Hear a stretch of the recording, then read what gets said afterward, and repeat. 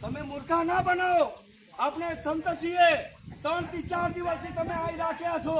700, 800, 1500, 2800 ને ટિકિટ કાઢીને તમે બધા અહીં યાત્રીઓને હાઈજેક કરો છો। બસો સંખ્યા થશે તો જશે। 4 દિવસથી માતા બહેનો છોકરા છોકરીઓ છે।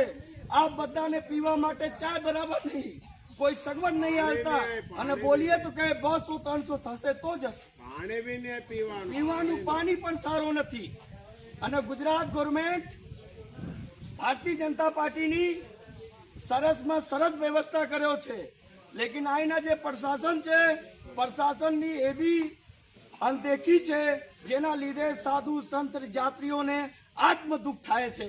એ માટે સમસ્ત નર્મદા પરિક્રમાના યાત્રીઓ ગુજરાત સરકારને અલ્ટિમેન્ટ આપે છે કે આવતા યાત્રીઓ નર્મદા પરિક્રમામાં જે સાધુ સંત યાત્રીઓ છે એના નાવને બહાને શોષણ આવીને પ્રશાસન ના કરે। જય શ્રી રામ, નર્મદે હર। नर्मदे हर। आदमी भी नहीं आया, कोई एक बच्चों नहीं।